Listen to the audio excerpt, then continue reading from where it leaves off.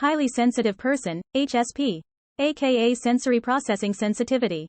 HSPs make up about 20% of the population. Highly sensitive people tend to be more creative, empathetic, and intuitive because they process things more deeply. They are more aware of subtle things that non-HSPs may not even give a second thought about. However, because of this deep inner processing that is going on 24/7, highly sensitive people tend to be more prone to stress and overwhelm. It is important to note that being highly sensitive is not a diagnosable condition. It is not a disorder. It is a personality trait that you are born with, just as introverts are born introverts and extroverts are born extroverts. In other words, there is nothing wrong with you. Signs you may be a highly sensitive person. 1. You are easily overwhelmed. Could be by bright lights, loud sounds, smells, certain fabrics of clothing, too much commotion going on, such as my toddlers running all over my house for hours, etc.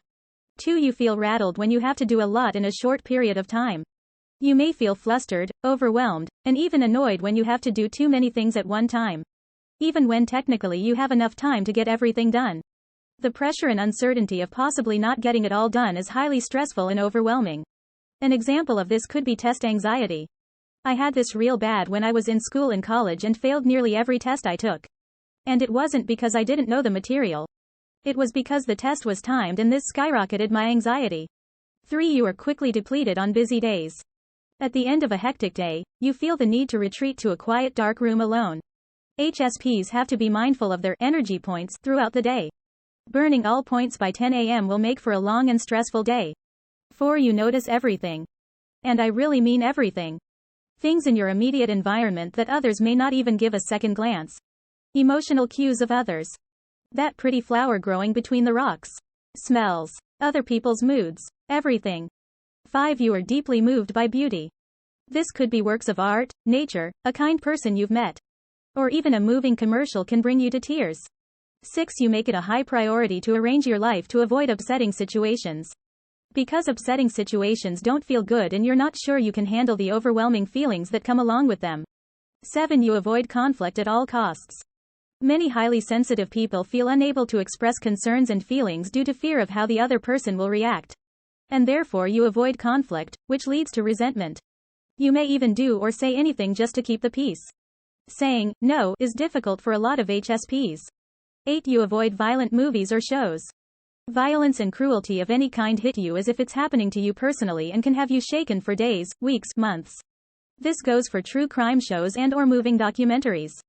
Personally, I can't watch the news for this very reason. 9. You're a deep thinker. You reflect on things, a lot.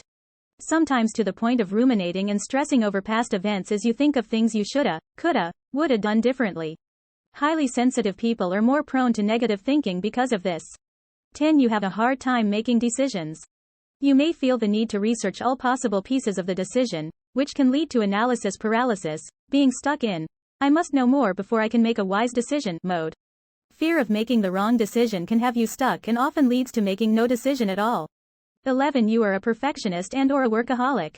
You may feel obligated to get things right for fear of the uncomfortable feelings that come along with getting things wrong, perfectionism. And, as does everyone, you have a never-ending to-do list. The difference is, though, you feel you must do everything in your power to complete that to-do list ASAP. 12. You're jumpy. You startle easily and hate when people sneak up on you, intentionally or unintentionally. 13. You soak up other people's negative emotions. Say your friend calls you and needs someone to vent to.